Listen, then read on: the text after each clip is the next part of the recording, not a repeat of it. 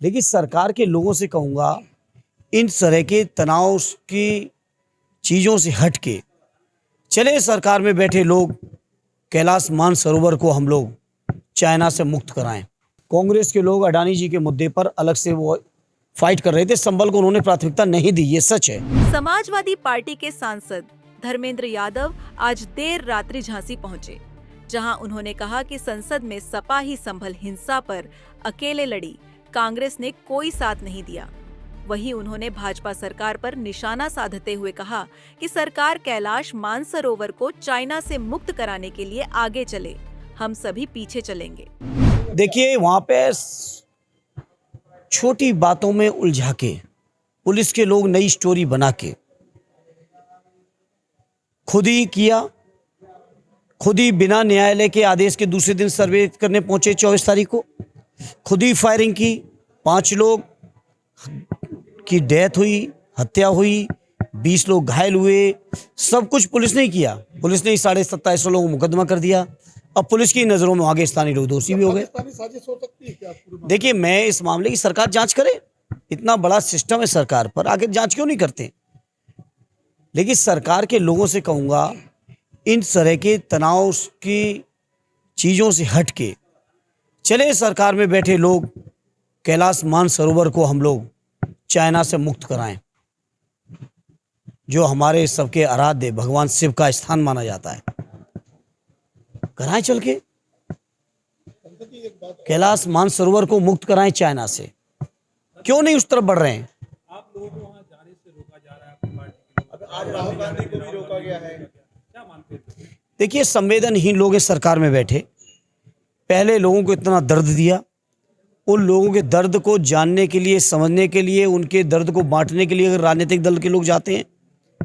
अभी 2-3 दिन पहले हमारा पूरी की पूरी पार्टी का डेलीगेशन, जिसमें दोनों लीडर ऑपोजिशन, पार्टी के प्रदेश अध्यक्ष, हमारे कम से कम आधा दर्जन सांसद, कई माननीय विधायक, सबका डेलीगेशन जा रहा था। लेकिन जो जहां भी था मौजूद, उनके घरों में ही नज़रबंद कर दिया गया। तो प्रशासन के लोग तो ऐसे हैं, दर्द भी देंगे और दर्द को कहने भी नहीं देंगे। आज राहुल गांधी को भी रोक दिया गया। तो उसी परंपरा में जहाँ समाजवादी रोके गए, राहुल जी रोके गए। रामगोपाल जी तो बोल रहे हैं कि सड़क पर तो कांग्रेस दिख रही है, लेकिन संसद में मुद्दा नहीं उठाते हैं। नहीं, ये सच है, संसद में उनका कुछ और प्राथमिकता थी कांग्रेस की। लगातार समाजवादी लोग अकेले संबल के मुद्दे पर लड़ रहे थे, कांग्रेस के लोग अडानी जी के मुद्दे पर अलग से वो फाइट कर रहे थे। संबल को उन्होंने प्राथमिकता नहीं दी, ये सच है।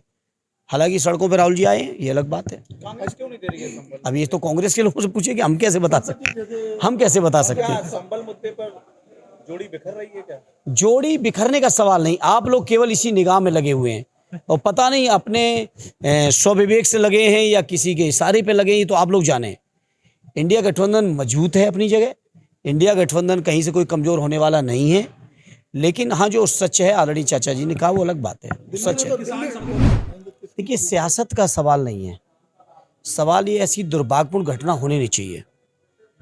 जब देश में पूजा स्थल अधिनियम 1991 आ गया, तो मैं समझता हूँ इस तरह की किसी भी नई चीज़ को, तनाव को, विवाद को छेड़ने की आवश्यकता नहीं।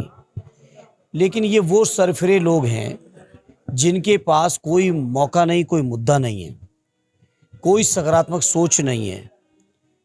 देश की जनता के लिए, प्रदेश की जनता के लिए कोई स्कीम, योजना ऐसी नहीं जिसके आधार पर वो जनता के बीच जा सके।